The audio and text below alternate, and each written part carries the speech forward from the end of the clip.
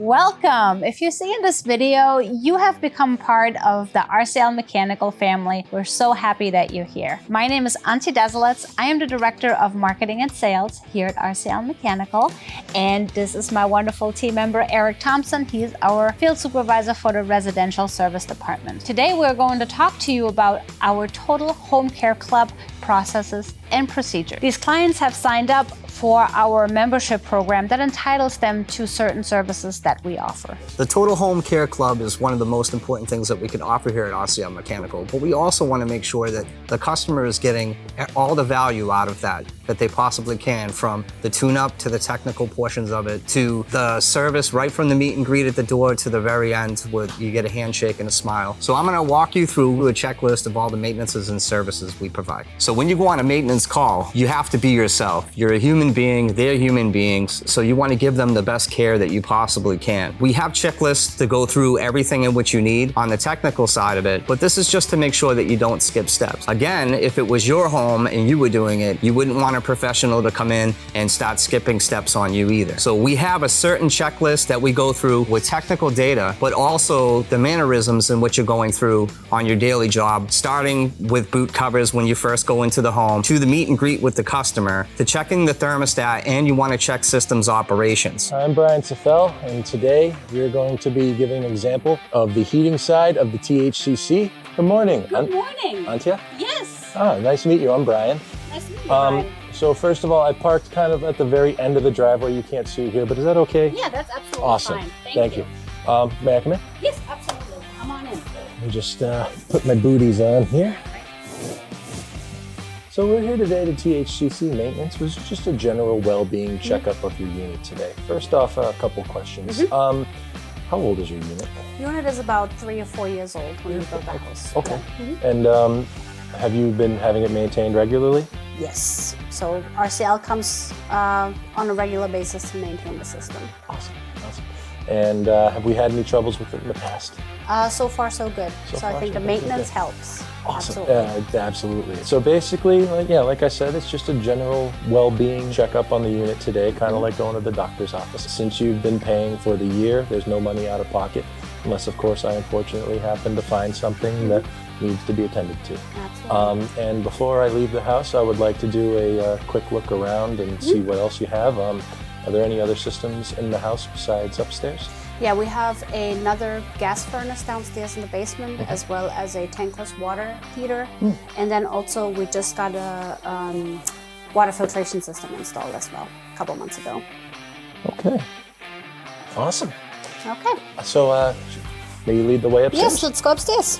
Checking the system's operations is very important because we want to make sure that while you're there for a tune-up, did it turn into a service call? We want to make sure that the equipment is actually running before it can be tuned up and cleaned, because there's no sense in cleaning and tuning up something that's broken. So first and foremost, when you go in there, you're going to want to have tools that are going to be required for your job to do the maintenance. Well, you want to keep in the back of your mind, the system has been functioning and it has been working because they didn't call for a service call, they called for a tune-up. So tuning up a gas furnace takes about 45 minutes. Again, the first thing that we're going to want to do is we'll want to go in, we're going to want to call it for heat, we're going to want that thermostat up a few degrees so that it doesn't cut off on you, and we want to check the operation and make sure that through the sequence of operation that the unit is actually running before we go ahead and commence with our tune-up. So the first thing that we're going to want to do again is you want to check the air filter. We're going to change that out with the standard 1-inch pleated filter, but if the customer wants to upgrade, then that's going to be $150 for that upgrade. You're going to check and inspect and clean the burners. Also, just reminder, the first thing that you're going to want to do when you go down to that equipment after that equipment has been running is turn the equipment off. In order to operate on it, safety is paramount. Then you're going to inspect and clean the burners. You want to check your ignition system, make sure that your igniter, if it's a glow plug, is not cracked. If it's a spark, to make sure that it actually creates some sort of ignition. You want to inspect the heat exchanger for cracks and corrosion. How you do that is with your combustion analyzer. You can only do that when the equipment is actually running and it's actually burning and your blower motor is actually on. You're going to check the flue pipe and the venting. You want to check and make sure that there's no black smoke that's coming on the outside of your exhaust. You want to make sure that it's not obstructed by any kind of birds or any kind of means. You want to test your safety controls, including your limit and your pressure switches, especially on not anything that's 90% above where it's a condensating furnace. We want to make sure that all of those tubings are nice and clear and it has no water that's actually building up on the inside of that. You want to check your thermostat and inspect wiring and control connections. Lastly, you'll perform an efficiency test just to get the readings on that of all that you've tuned up and you've dialed in. We want to make sure that the efficiency stayed the same or it actually went up. Okay, so basically what I would do at this point is kind of inform the customer to what I'm going to be looking at, give them a general idea of how long it's going to be. So essentially, it would start by me asking the homeowner to kick up the thermostat so it can run while I'm working. And then I get up here and just have a quick look to make sure it is in fact running, and then come in and get into this top bay here. Oh, that's what it is. And right away, there's actually a problem. The inducer won't stay on. Now we have it off and I can get in here. First thing I'm gonna do is check the gas pressure. You can't take that screw out while the unit is running. If you wanna create a flamethrower, that's a good way to do so. Goes without saying, gas pressure should be right around 3.5, what we call inches of water column. This is where you get comfortable. Yep. Don't fall through the ceiling. So basically what's going on now is we have run into an actual issue. The inducer motor is flooded and it is not able to get the proper air pressure into the exhaust chamber and the unit is short cycling. Basically at this point, let the customer know what's going on and then build them an estimate to get that fixed, and then we can continue the maintenance. We'll type in a little bit of summary. Inducer is flooded and not able to keep up the proper air pressure. So now we have everything in there of what I want to do at this moment. Hit done again. And then before we go to see the customer, hit present. And now on this presentation page, you can go up to the customer and basically tell them exactly what you want to do. I like to hand them the iPad so they can look at it at their own leisure. You can view the estimate. It'll give you the total price. Since we only have one line item, that's going to match. So after you present that, before you do any work, we have to go scroll to the bottom here. You need them to sign this. This is basically a legally binding signature, so you want to make sure you get the signature before you do anything, before you touch the unit any farther. Other than that, we're going good. What I like to do is, we already checked the gas pressure. The gas pressure was 3.8.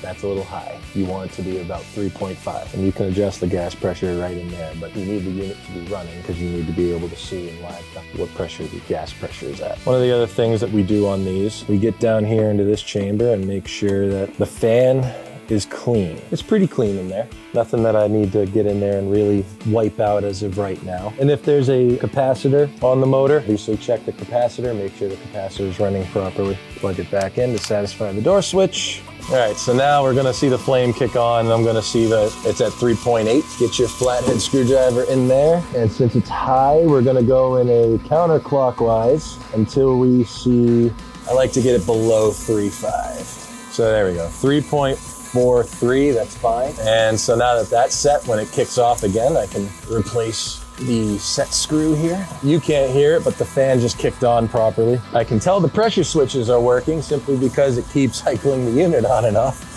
You want to test a couple of the safeties? Normally what I like to do is turn the gas off, make sure it goes through the proper steps after losing a flame. The flame sensor detected that there was no flame. I can see so by the error code coming from down below. Now I'm going to kick that back on. I see it reset, so that's good. So basically at this point, we've checked a couple of the safeties. We've checked the gas pressure and reset the gas pressure. Another thing that we want to do, but you want to take your amp clamp and get an amp reading on our inducer motor. So this one here is 2.42 amps max amp draw. So you have a little bit of wiggle room with that, but I like, especially like right as it turns on, it can be a little bit high as long as it settles down below that number. And we don't want to leave people without heat. So if these are the things that we're looking for on a maintenance, stuff like this. Overamping inducer motor, the gas pressure being a little bit too high, that could actually kind of be causing the reason for the condensation being so much. Outside of the condensation inside of the inducer motor, I think it's doing just fine. Clear that out and watch it run,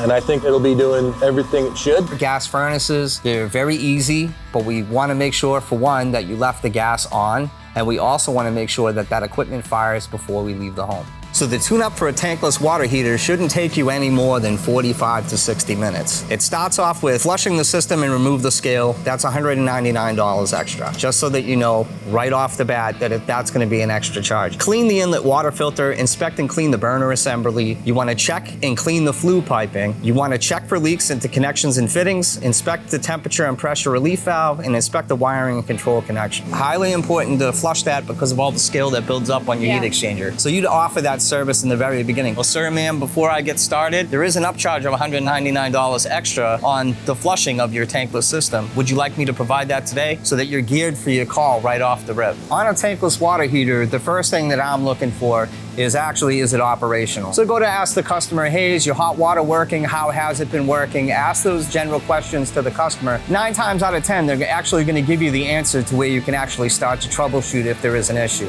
So now we're gonna be doing a maintenance on a tank water heater. That should only take you about 30 to 45 minutes. The first thing that I like to do in my approach is get a make, a model, and a serial number of how the age, wear, and tear of the equipment in which you're working on. So the first thing that you're gonna wanna do too is also let the customer know that to replace the anode rod that's actually on the inside of that water heater is going to be an additional charge of $199. So the first thing that we're going to do is we're going to inspect the gas valve for proper operation. We're going to flush the tank sediment, and then we're going to inspect the temperature and pressure relief valve to make sure that's very important your PRV is not leaking. You want to test the heating elements for electric and check the leaks in connections and fittings just to make sure that everything is right and tight again and not slipping. Last thing that you want to check on a tank hot water heater is to make sure that they have hot water. That's the priority number one. Make sure that the gas is on, that it's fired up. After you've been playing with it, make sure your gas is on and make sure that the equipment is actually operating as it needs to. So when tuning up an air handler, it should take you anywhere from 15 to 30 minutes. We're checking the air filters and we're going to change those out. But if the customer would like an upgrade on their filters to a premium filter, it's a $150 charge. Check the blower motor and the belt. You want to lubricate the motor if it's needed. Clean the evaporator coil if it's dirty.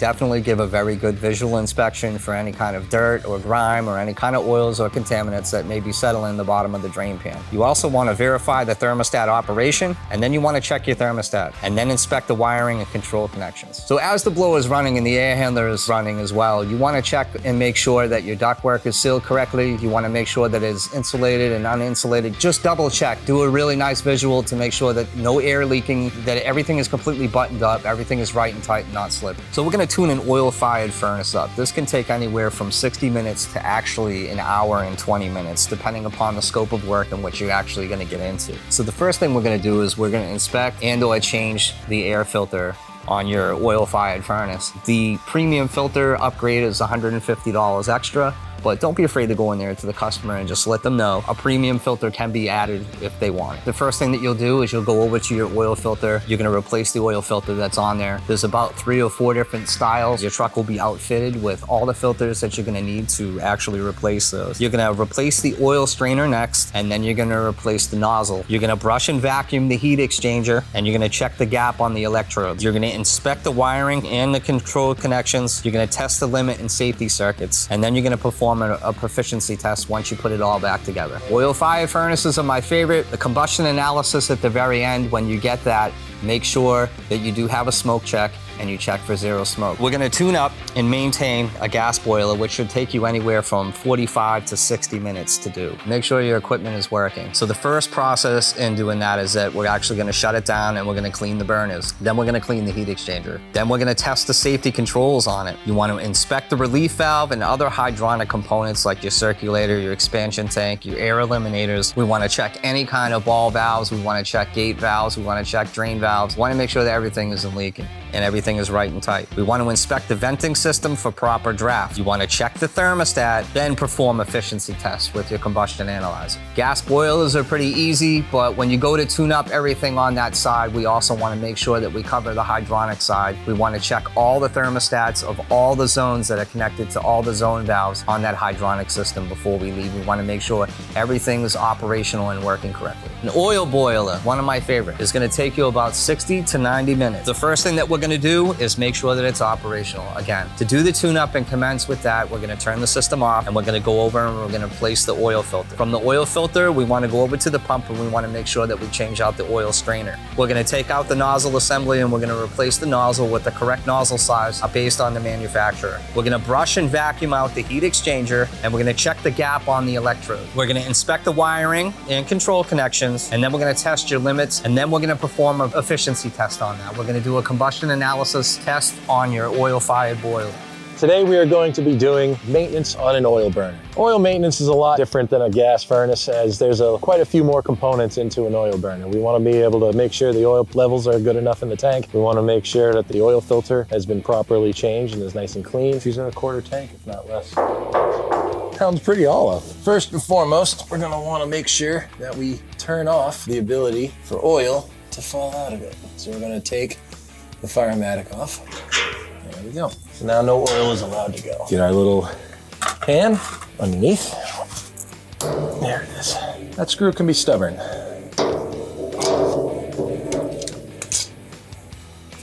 And that's why we put the rag on beneath it. Dry the lip of the old, of the can. Put the new gasket on top of that. Everything goes back together. All right. So now that that's changed, we have to bleed the line.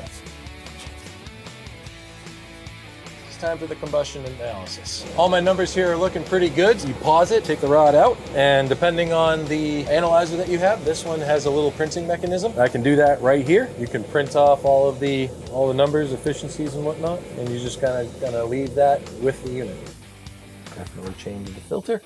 Now, I want to make sure the fan is nice and clean. One more thing before we go. If you look up at the ductwork right here and you notice it's pretty dusty, just kindly wipe it off for them. This is something that the homeowner can see. And when they come down after your maintenance, they notice like, oh, it's not as dusty as it used to be. That just goes a little bit of a way as to getting a nicer feel.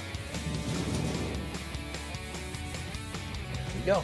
Today we're gonna do an AC and heat pump condenser maintenance. It takes about 30 to 45 minutes. The first thing that we're gonna wanna know is, what is that coil? Is that coil aluminum? Is that coil composite to a point where only water, it can be rinsed with water and soap and water? We wanna be very careful of that. There should be stickers and nomenclature that's located on that equipment going forward to let you know that whether or not you can use any kind of chemical etching or acid treatment on this coil. So the first thing that they say is that they want you to chemically clean if it's needed, and that is an additional charge of $199. So going forward with a visual inspection, if you see that that coil can be cleaned with a coil or a chemical cleaner, just bring it to the customer's attention first by taking a picture, documenting everything, and bringing it to your customer. The second thing that we're gonna do is we're gonna use a non-chemical cleaning like water and soap to clean the condensing coil. We want to inspect the refrigerant lines. We want to test the capacitors in contact. We want to check the fan motor and the blades and lubricate the motor if it's needed. You're going to test the unit's operation, so turn it back on and check the operation of the unit. You can inspect the wiring control connections. You can get an amp probe and put that around your motors at this point to check your compressor and also check your condenser fan motor and make sure that the amperages are underrated from the manufacturer. We're going to tune up a mini split system today. It takes about 45 minutes to an hour to do. So the first thing that we'll do when we go into a home is engage the customer, but we also want to engage the equipment. So how much equipment is in the home? How many indoor heads do they have? How many outdoor pieces of equipment are charged? Because it's an additional $125 per indoor unit. We cover up to 2, but if there is 3 or there's 4 heads, that there is going to be an additional cost to clean those as well. So with that, we want to inspect and clean the air filters. If you're checking the air filters and you see that they haven't been cleaned in a very long time, or they're stained or they're dirty and they're not actually going to be doing their job, then that means that they need to be replaced. So after you've inspected and cleaned your air filters and everything is good to go, we're gonna go down with a non-chemical cleaning of the condensing coil. So you're gonna turn off your outdoor equipment, you're gonna grab either a hose or a spray dock with soap, and you're gonna clean the condensing coil. You can remove the fan grill that's on the outside and actually spray it from inside out, which is recommended by the manufacturers, and that's the way that we do the coil cleanings here, to make sure that the coil is free and clear of any kind of debris that's on the inside, that it can breathe easily. We're gonna use a non-chemical cleaning of the inside coil. Then we're gonna put it all back together, and we're gonna check a temperature split at the inside units. Basically, with your thermometer, we wanna make sure that it's actually putting out the value that the manufacturer says, whether it's in heating and cooling mode. We're gonna test the thermostat operation. We also wanna make sure that the batteries are good, that there's not a dim display that's on them. We want to make sure that it's a strong display that they can see, that you can hear a beep, because most of them beep. We want to make sure that it's beeping, and we want to check the operation of that remote control thermostat, depending upon if it's hardwired, to make sure that it's operating correctly. And then you want to do a general inspection of your wiring and control connections to make sure that everything is right and tight. So there you have it. There's your mini split within 45 minutes to 60 minutes. So we're going to tune up a generator.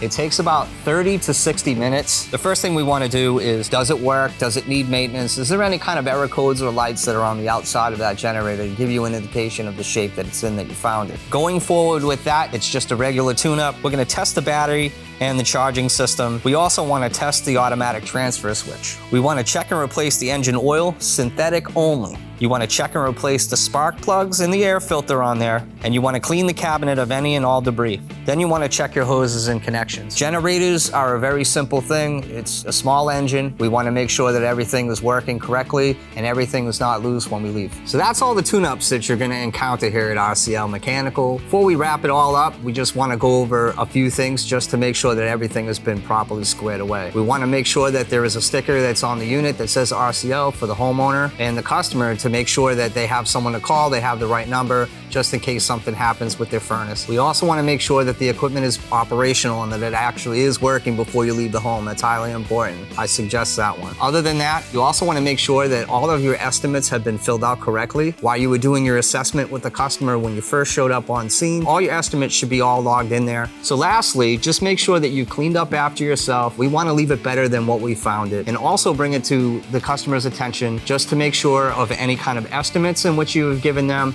that they fully understand their options, any kind of pricing which was done, that they fully understand exactly what the pricing entails. And also, you're a human being, so just make sure that you respect their home and that you've given them the best customer care that you possibly can when you're in their home. They paid for the experience. They paid for us to be there, so let's give them the best possible care that we can possibly give to anybody. Thank you, Eric. So that concludes our processes and procedures about our Total Home Care Club membership here at RCL Mechanical. We're so glad to have you. Welcome again to the RCL family. If you have any questions, go see Eric, go see Brad. We're all here for you. Thank you so much.